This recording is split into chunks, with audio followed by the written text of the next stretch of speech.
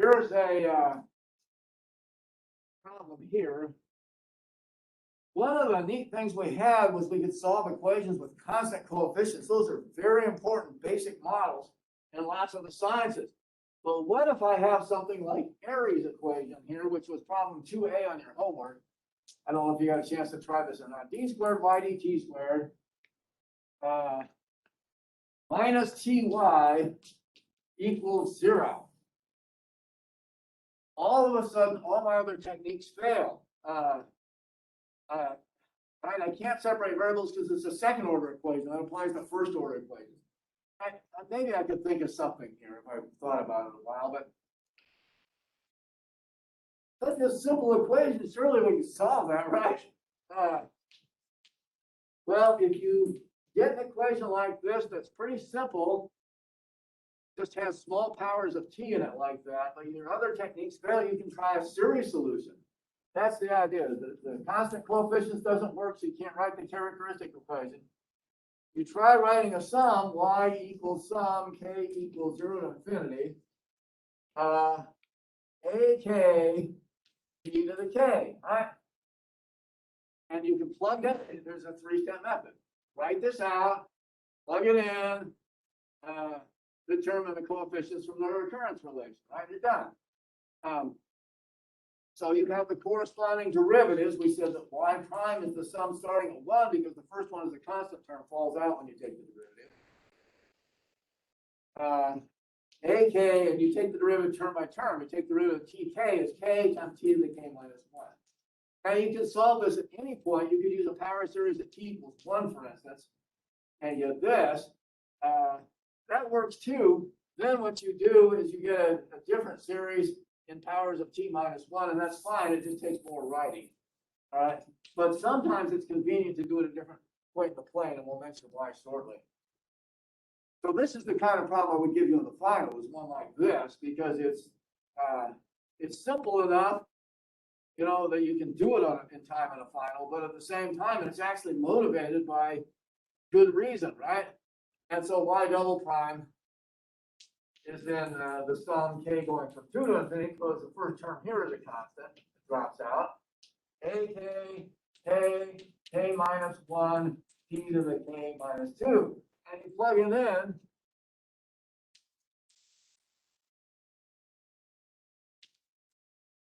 And what do you get? The second derivative minus t times the zeroth derivative equals 0. Look how easy it is. Homogeneous even, right? What it means when you have a homogeneous equation is you're going to be able to write the solution of the second equation, second order equation, as c1y1 plus c2y2. So you kind of have that anticipation ahead of time. We put in the second derivative here, sum from 2 to infinity, ak k minus 1 t to the k minus 2 minus t times this series, sum from 0 to infinity, ak t to the k. So I'll use a series at t equals 0 just for convenience.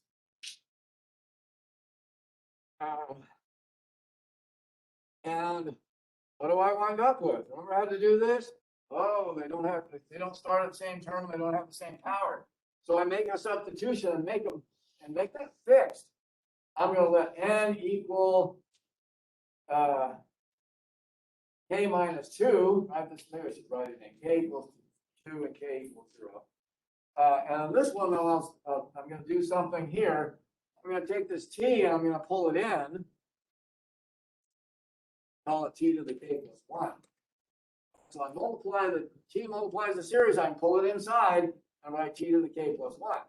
That means in order to make this have the same thing, I'm going to let n equals k plus 1. Now it'll be t to the n and t to the n, right? Same power on each.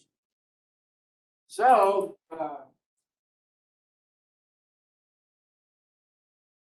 let's see, this one now starts, if n k equals 2, then n starts at 0. And I've got an, let's see, n equals k minus 2, so k equals n plus 2. This becomes an plus 2 times k is n plus 2. K minus 1 is 1 less, n plus 1. T to the k minus 2 is t to the n. Okay, now this one, sum, if k equals 0, then n is one more, n is going to start at 1. This one, uh-oh, they don't start at the same point to infinity. Let's see, n plus 1, right? K is n plus 1, t to the n. All adds up to nothing, right?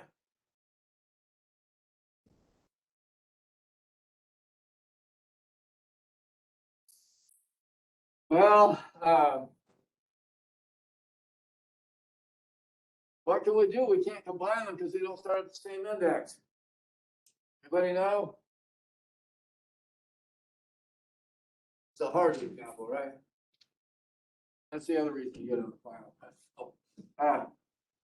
All you do is you do the Howell's rule, break off a piece and make it fit, right? If I take one out of this one and write it with the first term by itself, n equals 0 gives me a2 times 2 times 1 times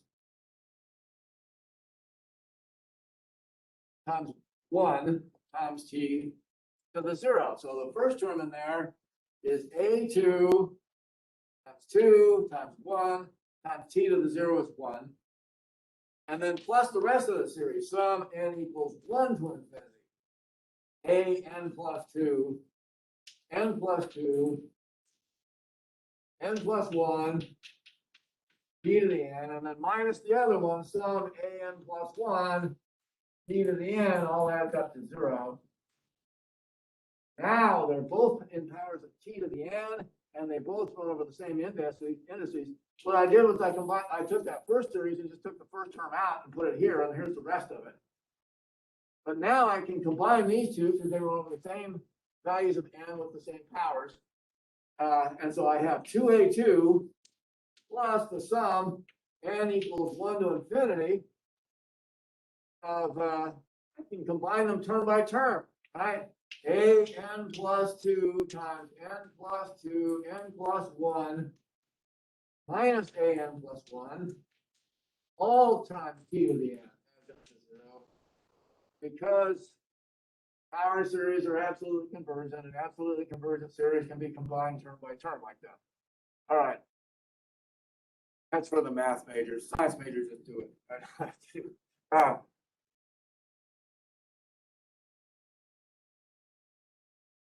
But now I've got it, right?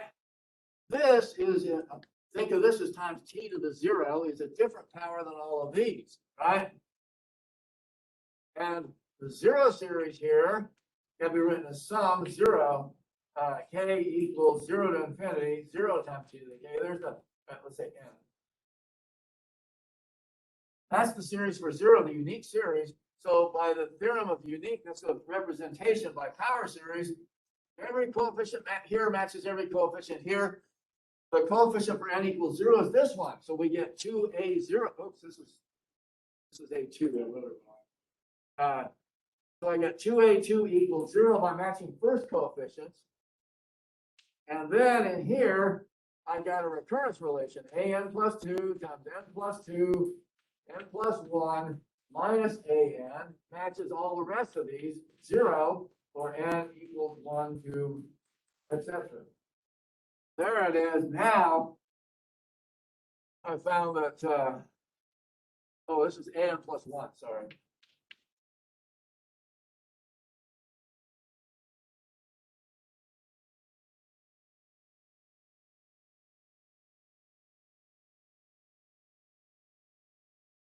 Now what I've got is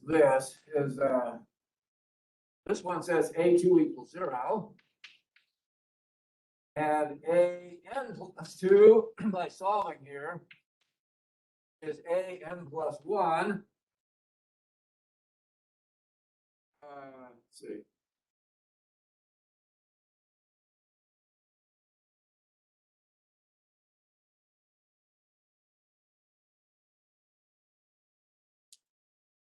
Wait a minute.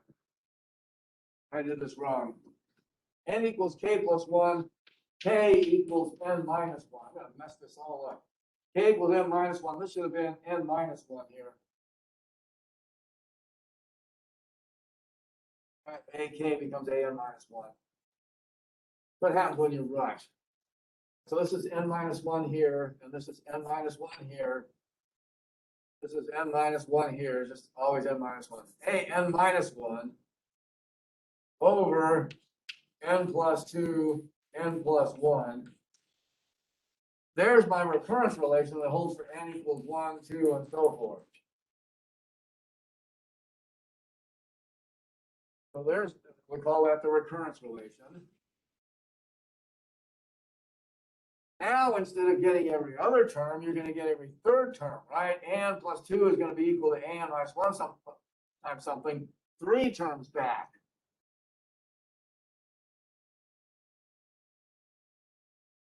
What do I get out of that?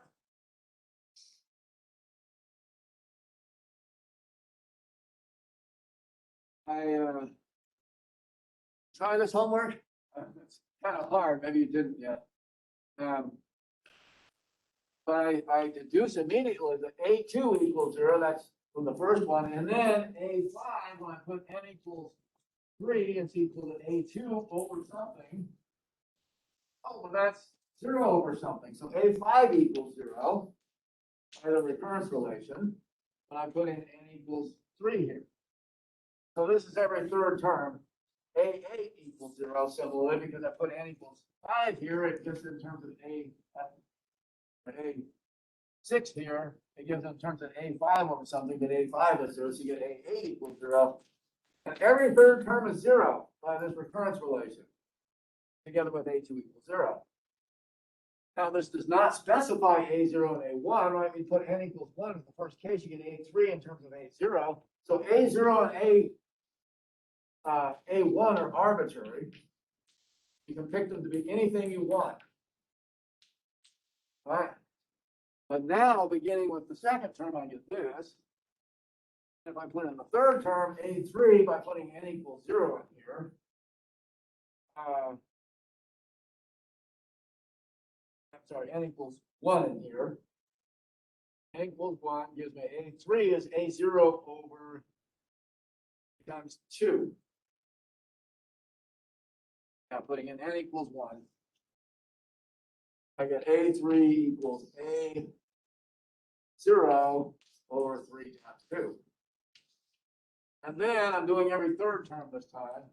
If I put in n equals 2, the next one here, I get A4 is A1 over 4 times 3.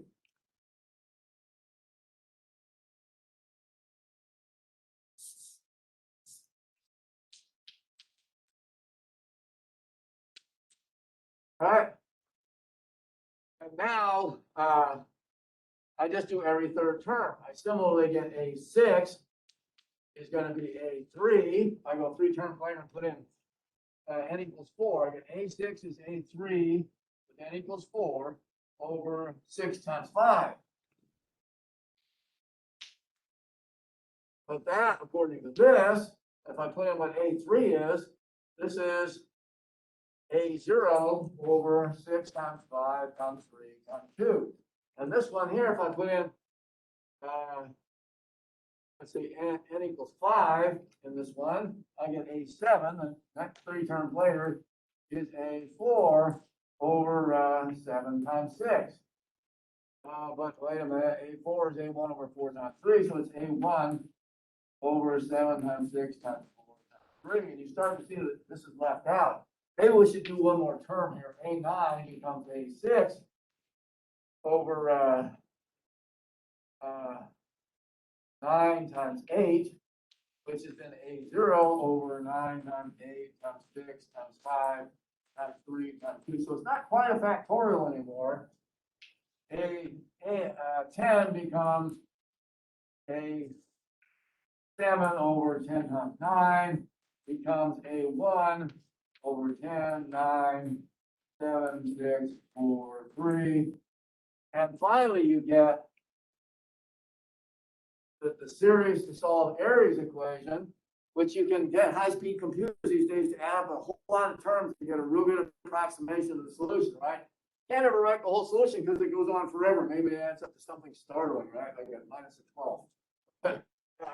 But the idea is actually these do get closer and closer to something the way we defined these things is they crunch down closer and closer to the actual result. It's not like that one.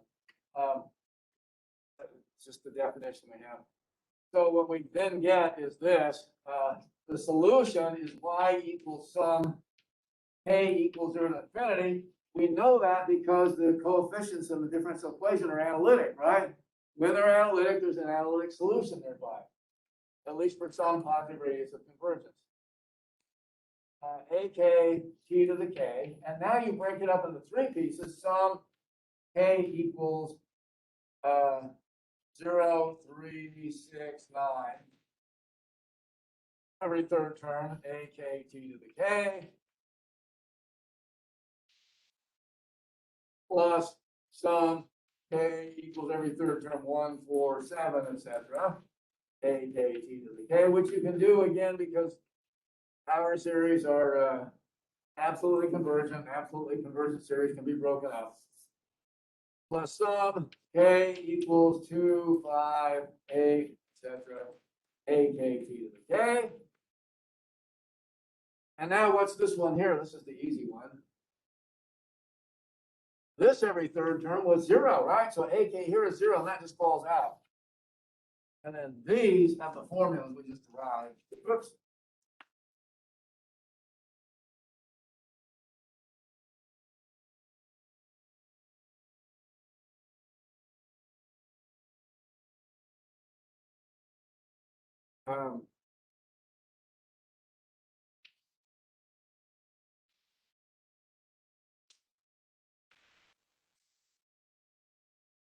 And you just write a nice, convenient formula that these actually, you just put in what these coefficients are, right? Sum k, oh, this was k equals, yeah, there it is, 0, 3, 4, okay. K equals 0, 3, 6, 9, every third term. And you put in the first formula here.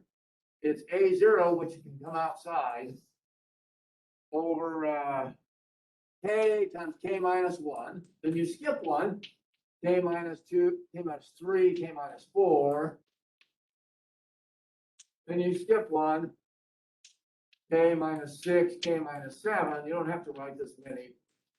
All the way down to 3 times 2 at index. And you can pull the A0 out if you want. Right? This is the arbitrary constant comes out. Times t to the k. That's putting in these. And then you put in this one over here, plus sum k equals 1, 4, 7, every third term again. To infinity. A1 over, right? We're putting in, oh, this is A1, sorry. A1. I rewrote it. Over this one looks like k times k minus 1 times k minus 3, k minus 4, skip 1, right? K minus 6, k minus 7, skip 1, etc., all the way down to 4 times 3, all times t to the k. Let's just leave it there. You can do what we did last time and re-index these by let n equal 3k here. A bit. I don't care. This is good right here. I don't think it's really simpler. Maybe I shouldn't call it simplify, but you can rewrite this with, so you let n run over all whole numbers if you want. All right, let's just leave it like that. So there is the solution to the Aries equation. And you can get a high-speed computer to add up as many terms as you want and get real close to the solution. Then I want to make some closing notes on this stuff. We'll do review problems here. Notes. Sometimes I hear, look, we got all these zeros, right? What if after a certain point, all the coefficients are 0? If AK is equal to 0, it sometimes happens for k greater than or equal to some number big n, let's say. What happens to the series? Sum AK t to the k equals 0 to infinity becomes what? You only have to sum to capital N, right?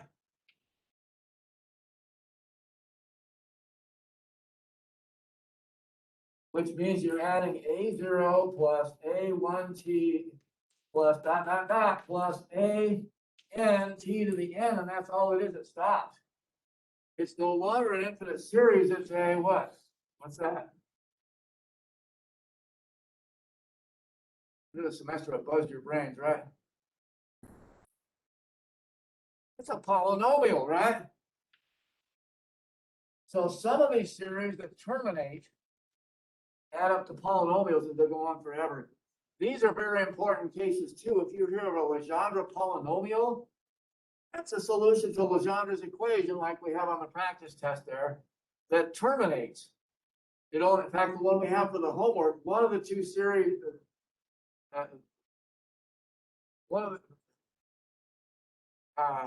you can write a series that stops at, when you break down the two pieces, one of the series stops at 5, and so you get a 5th degree polynomial, all the rest of the terms are 0.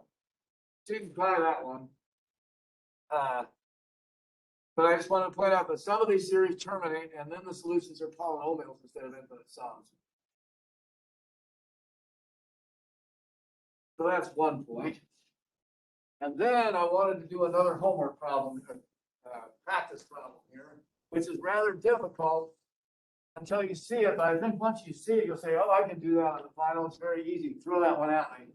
But you want to see this before it begins because it's got a very interesting and important result. Number one. Let's see. Oh, yeah, there it is. It's already up there. I'm sorry. Example, this is 1B on the homework here, 3.6.1, I guess it is. And I think I've got something similar in the final practice. T to the 4th plus 1 plus 4 times y double prime plus cosine t times y prime minus 2y. Let's put equals 0. I put equals t on there, but all right, let's put equals t. But for t, suppose we make the expansion point t equals 1 instead of 0.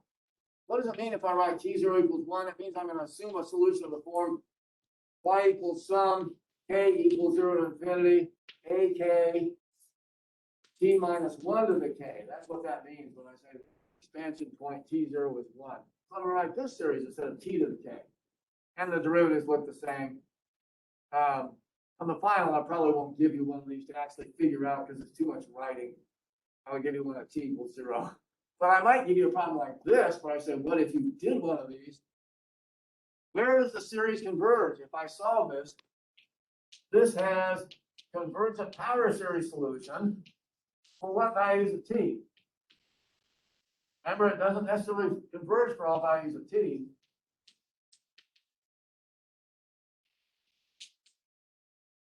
It's guaranteed by a theorem that we had last time. For what?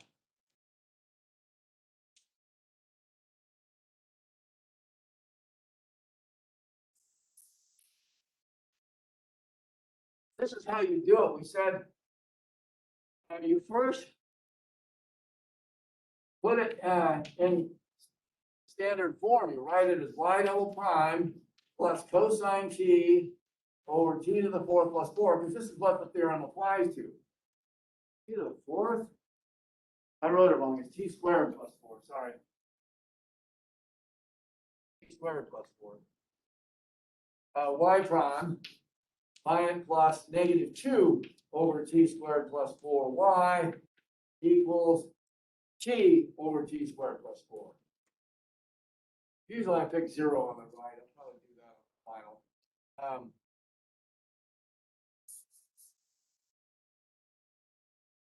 So you have to put it in standard form to be able to apply the theorem. Once it's in the standard form, you look at these ones here, which we call P1 of t or P of t, it doesn't matter. I call it P of t and Q of t in the standard form. And what did we say before? we said that if these are both analytic at the expansion point, and they are, this one is analytic for what value is apparent, then you get a power series solution that works. So this will work as long as these are analytic functions. How do I know they're analytic functions? This one's a polynomial that's analytic everywhere, right? Cosine has a power series that you know and love from calculus that converges for all t. It's also an analytic for all values of t, right? So analytic for all t, analytic for all t. Division by analytic for all t. This function is analytic for all real numbers t. What could go wrong? Doesn't that mean, and same thing here, polynomial over polynomial. This is also analytic for all values of t.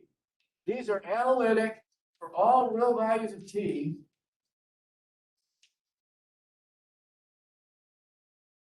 Including the one on the right-hand side. And still it doesn't converge for all values of t. So what's wrong with our theorem? Our theorem says it converges to the nearest singular point, but there aren't any singular points, are there? Are, because it says it converges to the nearest singular point in the complex plane. That's why you have to do that analytic continuation stuff. If you make the power series to converge in the complex plane, then you can figure out the following. It is analytic for all real values of t because there's a power series of some radius at each value of t. But for t, a complex number, it's all t where remember you have to be careful with division by zero. Quotient of analytic functions is analytic everywhere where the denominator is not zero. Where can this be zero? But plus or minus 2i, right? This t squared plus 4 factors as t plus 2i times t minus 2i. See how much you learn in this class? It factors like that, so the denominator is 0 for complex numbers at everywhere at t equals plus or minus 2i. So that now what you do is you draw on a complex plane, t equals a plus iv plane. Here's the a axis, here's the b axis. I hope you've seen these before. These are actually rather important in engineering and science, and so we got to do them in this class a little. And this is the last thing. All right. Where are the singular points in the complex plane, right? But wherever you have non-analytic functions here, p and q, and we'll ignore this one. It's better to put 0 on the right-hand side.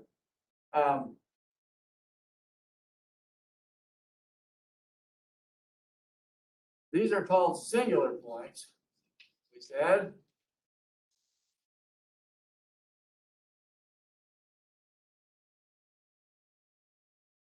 We can plot those. 2i means 0 plus or minus 2i. So you go up on the imaginary axis here. B is called the imaginary axis because these are pure imaginary numbers along here. This is called the real axis because these are your actual usual real numbers, right? But this is an important point in mathematics. The real numbers are a subset of the complex numbers, right?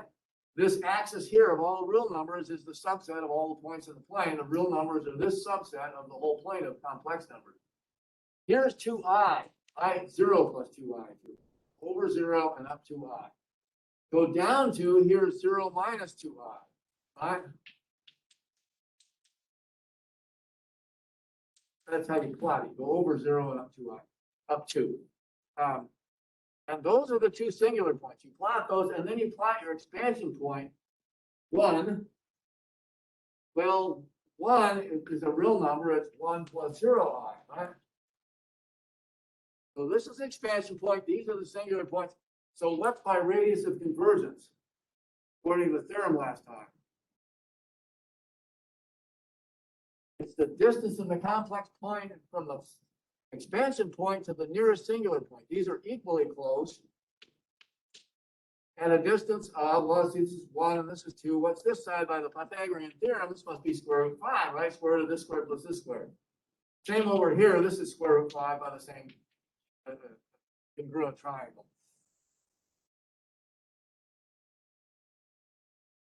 Evidently, the radius of convergence is the distance to the nearest singular point at least. It could be further, but in general it's not. Typically it's not. So we'll say R, the radius of convergence, is square root 5 at least. Probably that's it. And the theorem guarantees that this series that we write for this, call it star. If we figured out the coefficients, and we're not going to because it's too hard, right? A series, let's say the series star, converges at least for, when you find it,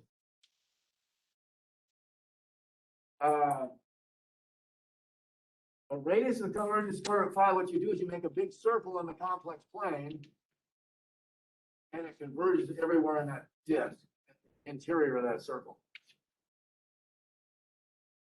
So you can put out not just t equals a real number in here, you can put t equals I or something, and it would converge, right? Because it's inside the circle.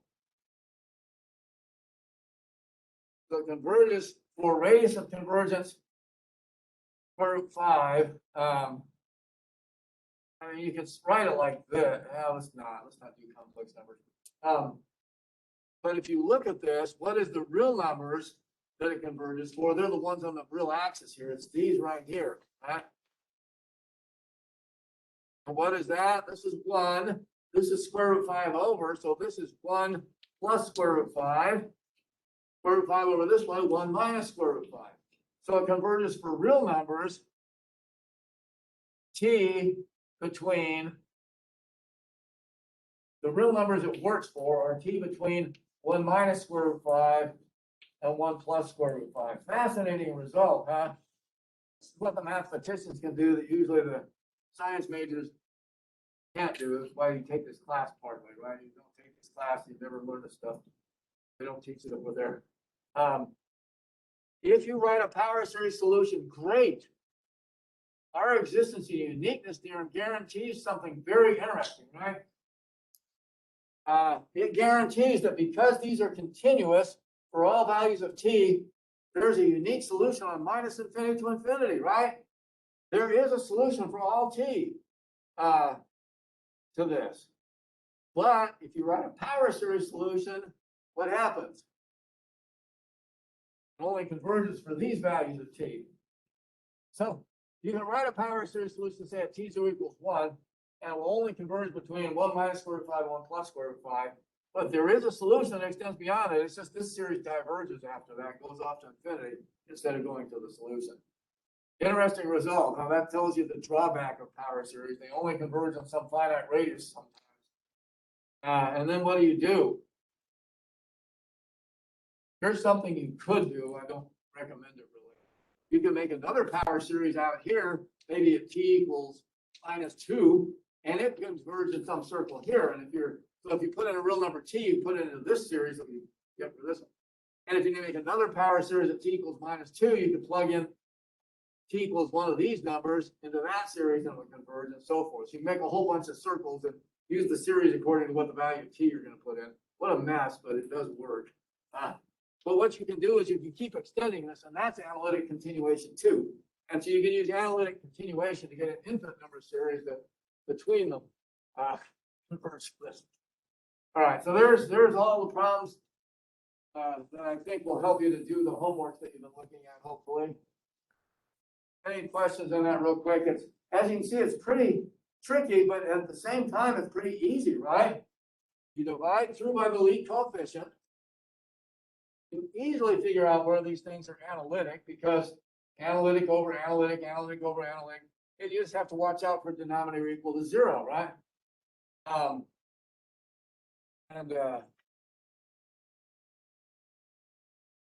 You plot those on the complex plane. You plot the expansion point. I'm writing a power series in t minus 1, so it's here. And you find the distance and draw the circle. Then the axis, the real axis where you're in the circle, tells you the values for which it converges. It might converge at these endpoints too. You don't know.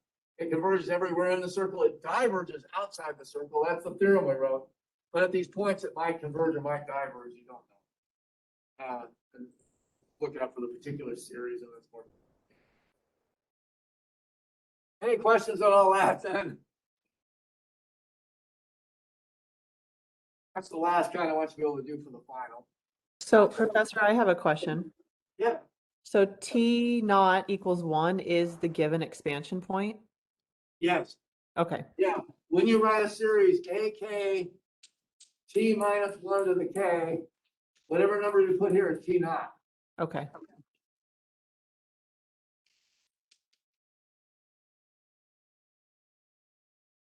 Any other questions? Excellent, very important point.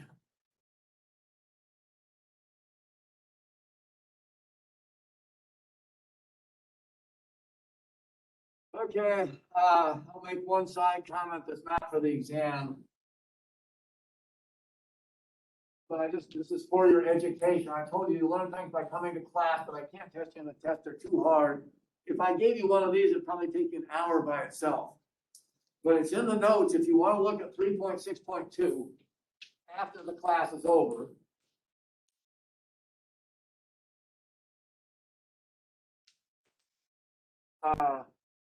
This is even harder. If you're at a singular point, called a regular singular point. Some singular points have power series times something.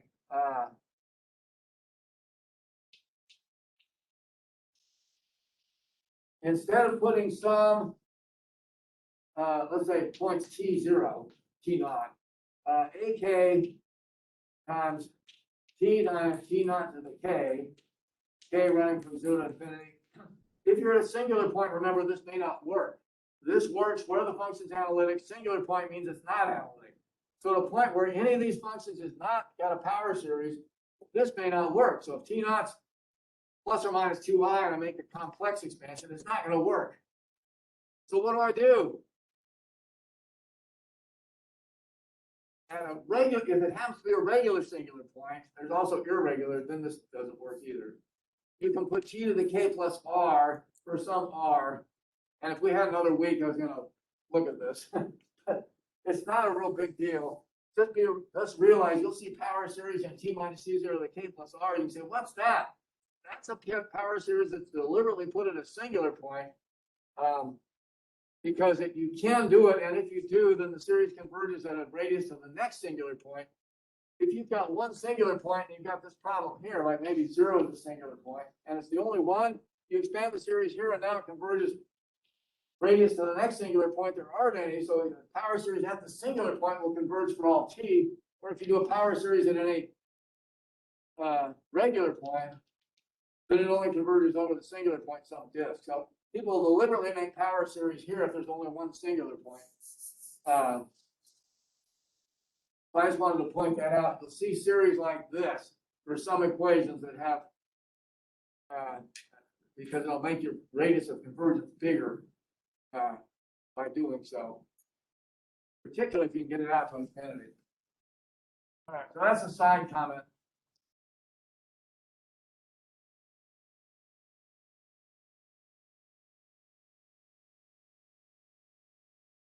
Well, with that, let me see if there's anything you want to look at particular for practicing for the final.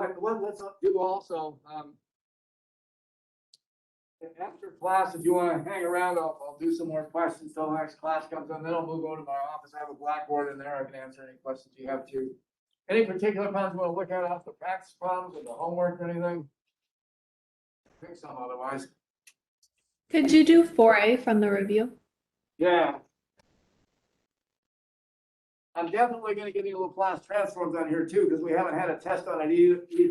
I'm going to emphasize Laplace transforms and power series because we need tests on those, right? I need to see what you can do.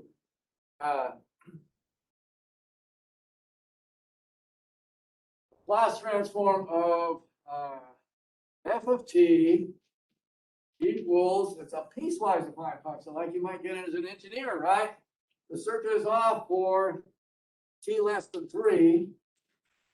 Then at t equals 3, you turn it on and this voltage goes through.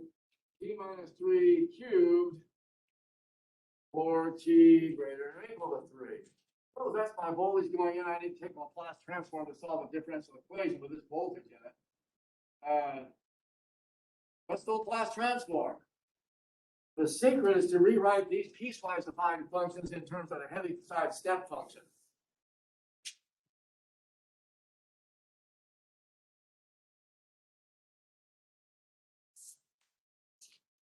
Okay, well, wait a minute. It's equal to 0 before here, so I take h of t minus 3 multiplying the rest, and that'll give me something that's 0 for t less than 3. Then beginning at t equals 3, I want to multiply it by t minus, this is 1, and so if I multiply by t minus 3 cubed, this times 1 gives this for t greater than or equal to 3. Voila, right? There's the way of writing in terms of heavy-side step function. Now I got it, right? Because I know how to take the Laplace transform of this. So I'll say, what's the Laplace transform of f? It's the Laplace transform of h of t minus 3 cubed. And we have a formula for that, right? The formula says that the Laplace transform of h of t minus t0 times f of t minus t0 is what? It's e to the minus st0 times the Laplace transform of the unshifted function f. Right, f of s, not the transform of f of t minus t0, it's the transform of f of t. Emphasize an f of t function of s. What I have to do is say, if this is the shifted function,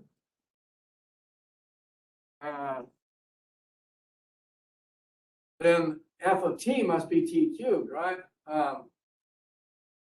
So this means I have e to the minus 3t, e to the minus 3s, right? E to the minus s times 3, since the shift is 3, times the transform of f, where f is the cubing function. F of t equals t cubed, the unshifted function here. So it's e to the minus 3s times the transform of of t cubed. Remember, this is why you memorize the table, so you don't have to look it up. It's 3 factorial over s to the 3 plus 1. So it comes out to be 6 e to the minus 3s over s to the 4th.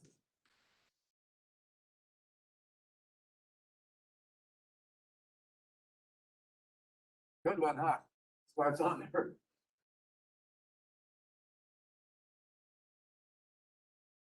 I was talking to the physics faculty one time over one of the lunches we had, and I said, what's important that we make sure we do in differential equation? He said, make sure they get Laplace transforms. So apparently they use those over there. I do a little physics, I see them sometimes. Any others? What would you like to look at next? Or questions on this one? Rewrite it with the heavy-side step function, then you take e to the minus shift s times the transform of this unshifted function. Unshifted, this is t cubed instead of t minus 3 cubed.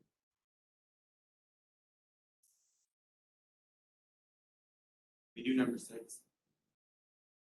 Okay, request for number 6. Mass on a 32-pound spring. Again, this is the, like we did before, the I'm sorry, mass weighing 32 pounds. We have to be careful in setting this up. This is sort of got some experimental calculations in here as well as the mathematics. M equals 32 pounds. Stretches a spring when you hang it from its natural equilibrium unstretched. 0.32 feet. And the thing is to say, what do I know about that? And the idea is it has a certain natural length. And then when I put the mass on it, it puts it down 0.32 feet. Hanging here from where it would have been otherwise. Well, we know that the spring force in K, pulling it back, K times point times X is equal to the force of gravity, mg pulling it down. So what we say is, and I shouldn't have put M here, that's wrong. I told you you have to be tricky here. It's not M equals 32 pounds, it's mg equals 32 pounds. Sorry about that. Right, this pounds is a force. If I tell you that 32 pounds, it's not the mass, it's the force of gravity. You know, divide that by 32 feet per second squared to get the mass. All right, so I've got this. So I get 32 pounds, the force of the spring pulling down, has to be equal to kx, where x is the distance it was pulled, 0.32 feet. Make sure these are in feet to match the units here. And we'll do these units of feet and pounds and seconds when we're doing English units. Well, if that's the case, that tells you that K, the spring constant, is 32 over 0.32 is 100, all right? So K is 100 and the units on here are called slugs in the English. It's like kilograms per mass in metric units in the MKS system, meters, kilograms, seconds. English units, these masses slugs, standard unit. All right, so that's what we figure out from that statement. Now, what's more is 32 pounds something means something. Also, 32 pounds is the force is equal to mass times gravity, right? This is force equals mass times acceleration. And constant acceleration, we usually put G for the constant acceleration of the Earth. We know the Earth's gravitational constant is 32 feet per second squared, so we put that in. What does that tell me? If 32 is equal to m times 32, that says m equals 1. So I know the mass is 1. I know the spring constant is 100. This is looking good, right? Nice whole numbers. It's probably right.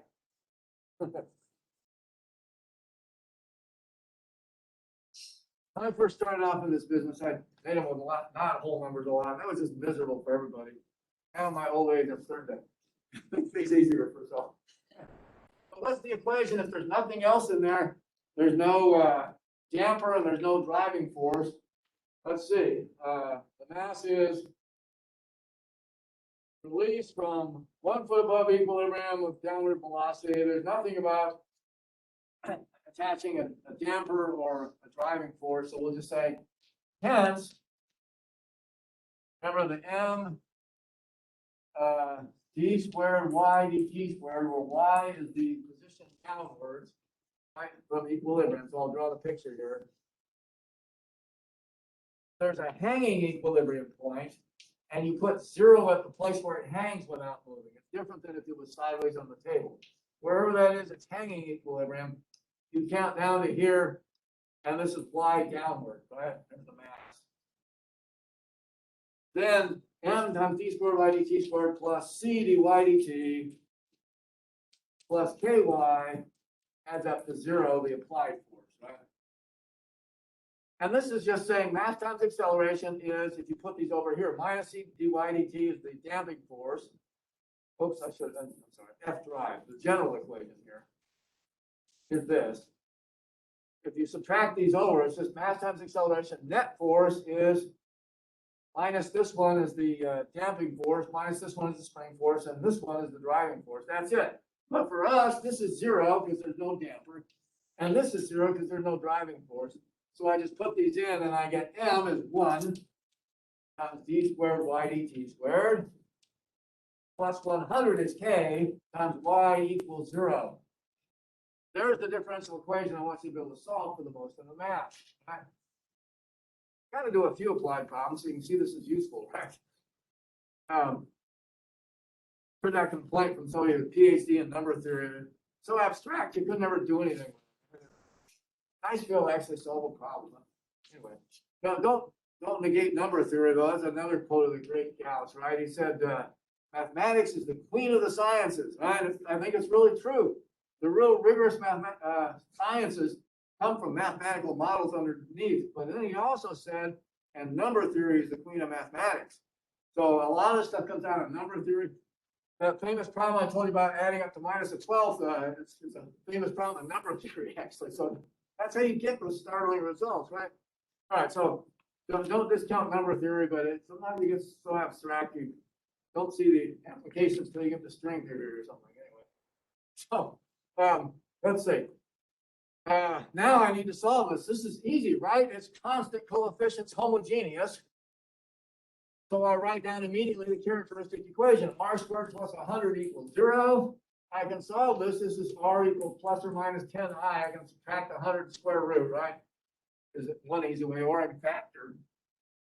Which means that there are solutions. Y1 equals e to the 0. If you think of this as 0 plus or minus 10i, e to the 0t cosine 10t, which is just cosine 10t. Remember, when these are pure imaginary, you just get cosine and sine. You just negate this step if you want. I'm just reminding you that in general, for complex conjugates, you get y is equal to e to the real part t times cosine and e to the real part t times sine of the imaginary part. Right? The number 10, the real number is called the imaginary part. 10, not 10i. So 10 goes in here. So this is sine 10t. So those are the two independent solutions. The general solution is then y equals c1 times cosine 10t plus c2 sine 10t. There's the general motion of the mass of the spring. And we learned that actually this is just sinusoidal motion. It's going like this in a single sine wave because trigonometry shows that they add up to a single sine function when they have the same angular frequency 10.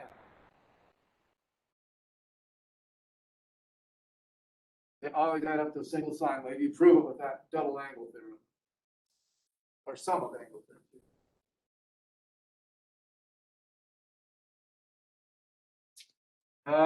Now what did I say on here? It's released 1 foot above equilibrium,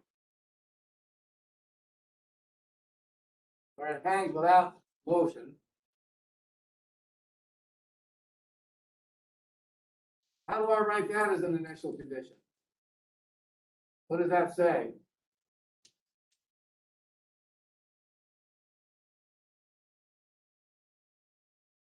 If positive is downward, 0 is equilibrium. That says it starts at -1, right? So y of 0, if I say it starts at time 0 by convenience, is -1. That's what that initial condition says. I'm also saying that downward velocity is initially 2 feet per second. So initial velocity downward, that's positive. If it's upward, you make it negative. 2 feet per second says that y prime of 0 equals 2. So there's my initial conditions come out of the physical stuff.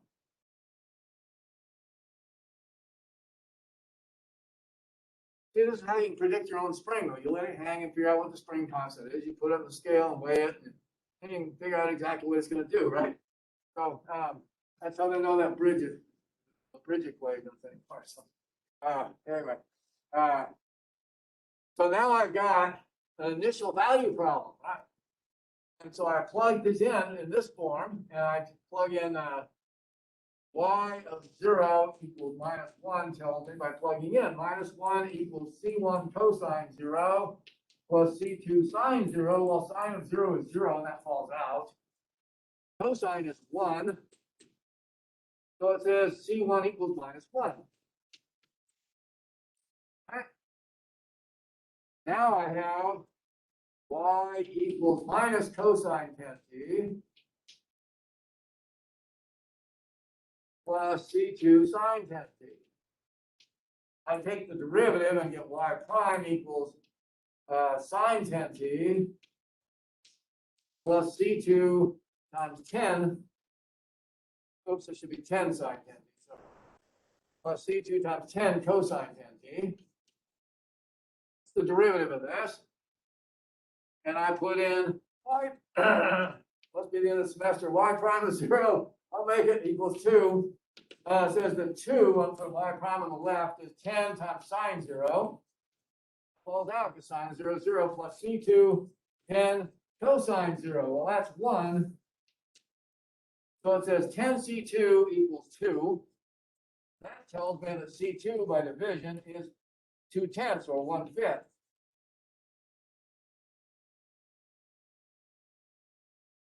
Now I got it, right? This is the general solution. I apply the two initial conditions to determine the unique solution. Important concept in mathematical modeling. You put together this kind of initial value problem. The initial position velocity always determines for all time and eternity the most of the idealized mass on the spring. Now y is equal to that with these numbers plugged in is minus cosine 10t plus 1/5 sine 10t. There's the unique solution to the initial value problem.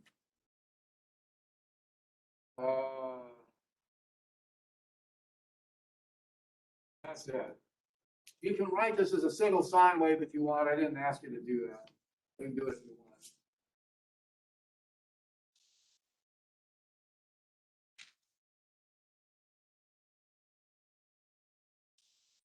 Okay, anything else we should look at? But again, we can do some in my office hours afterwards, and we stay a little late after classes.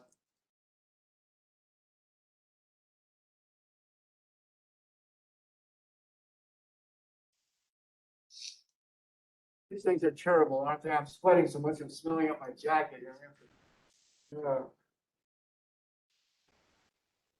I'm not gonna have to take these things anymore. Can we see one? You said there's going to be some that aren't on the review. Could we see a problem like that? Yeah, you kind of got to pick that one. I don't know, haven't really made the exam yet, so I can't give you one that's not on here. There are some techniques we did for first order equations that aren't on here, like the Riccati equation and so forth, and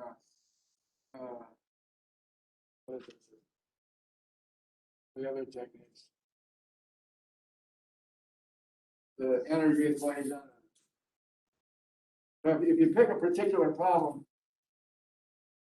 we can do it. Again, it's open book, so you can look it up as you need.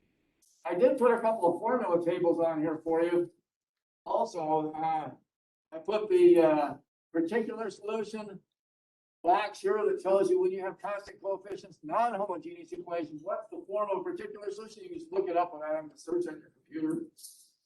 And I also have the table of Laplace transforms, this big table, not just the easy ones.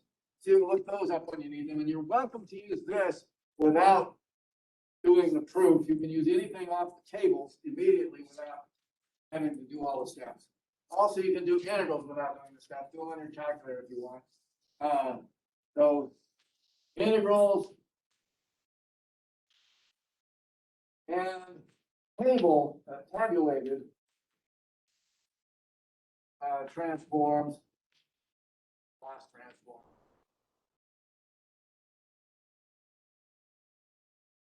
Don't need work, you can just look them up if you want.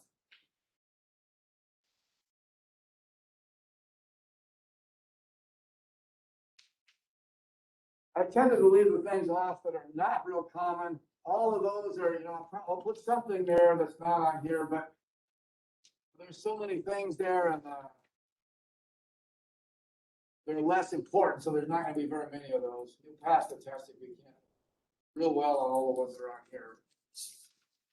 Okay, that helps. So let's look at like previous methods and stuff. Yeah, just all the methods that aren't represented here. I won't give you anything on electronic circuits. We didn't do those. Anything that's not similar to a homework problem isn't on here. Will there be one over the energy method? There could be. Here's an example. Suppose I said solve by energy method.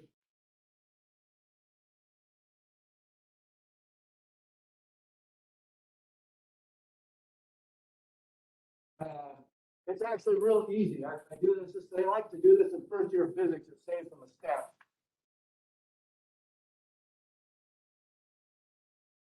Suppose I gave you the same mass on the spring problem. Y double prime plus 100y equals 0.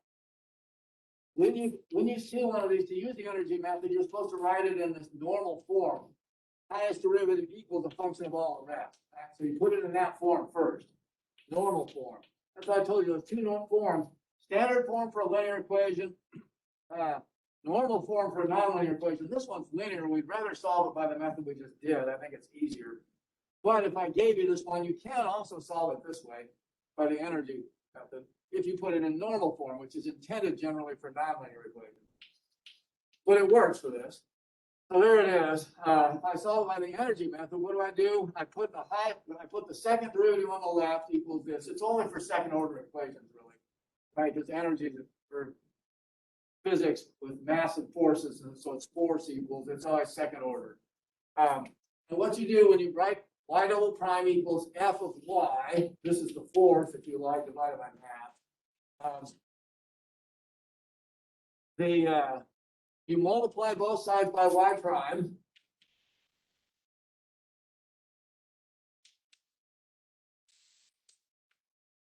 And you integrate. So I can slap an integral. Let's integrate.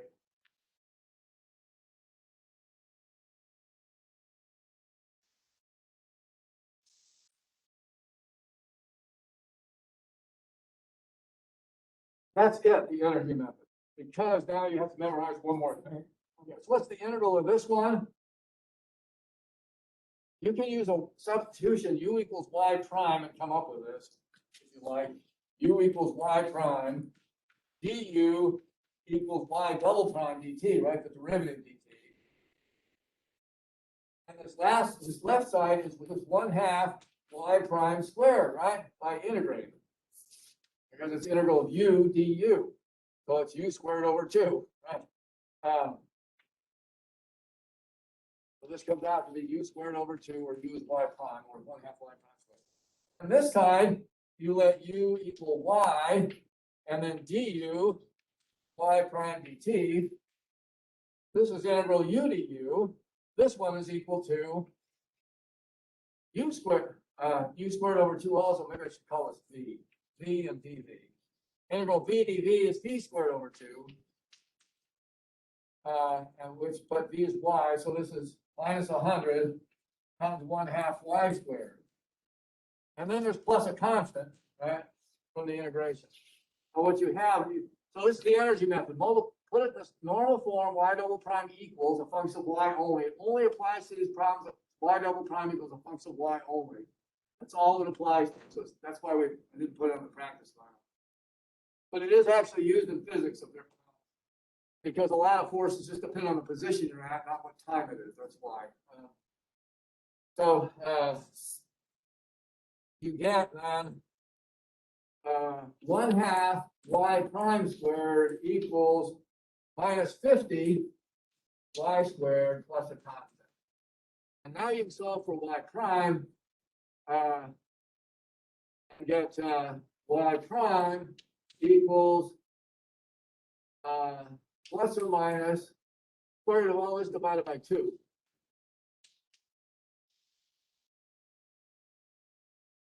Well, if you call c hat equals c over 2, you can rewrite it a little better. Y prime equals plus or minus square root c hat is still an arbitrary constant, minus 25 y squared. The energy method only reduces it to a first order equation. Now apply your favorite methods. This is actually not bad here, but I think I'll leave out the extra steps. I'll just say from here what you can do. What's a good method to solve this? Now that you're experts, what's a good method to solve this?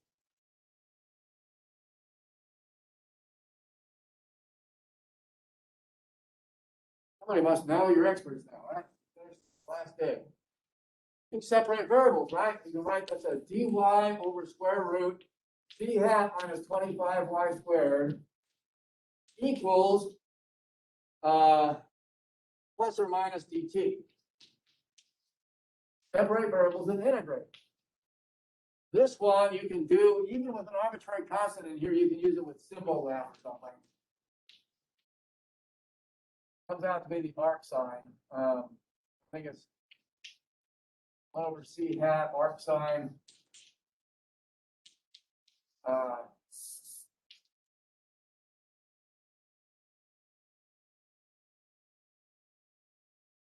5 over C hat T or something like that.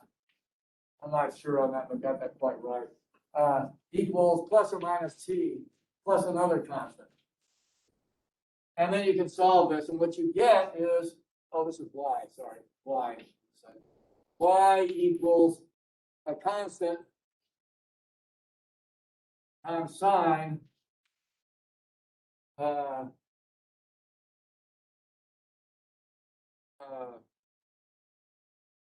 C hat T plus another constant, C2 hat is C2 divided by C, times C hat. So you get this, oh, that's just what we have, right? The motion of the mass in the spring is a constant times sine, constant times T plus this one, where this one comes from your, let's see.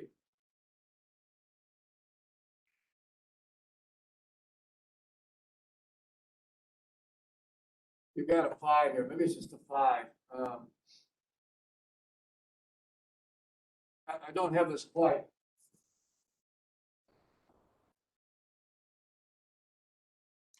Oh, we got 10 in there, didn't we?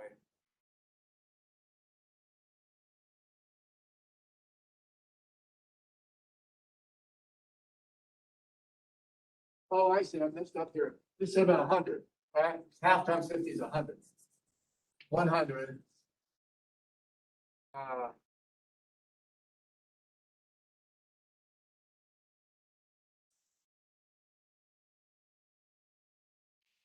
And this is plus or minus 1 over square root 2, C hat minus 100. And so this is plus or minus square root 2. Okay. 1 over square root 2. And this is 100. And it comes out to be like sine, arc sine 10y in here. So it comes out to be something like that with the integrate. You have to do the integral. And then what you get is constant times 10t plus a constant, which is what we got by solving the other method a little faster. But sometimes this is faster. And what it does is the energy method takes a second order equation, rewrites it as a first order equation like this. That's the energy method. Then after that, you solve by some other method.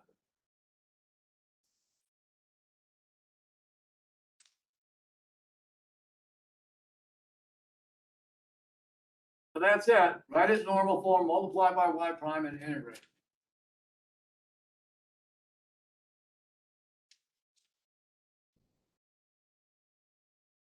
Oh gosh, I'm over time already. So if you want to go, please go. But I'll look at some others if you want for a few minutes until the next class comes in. Then I'll go to my office and give them all.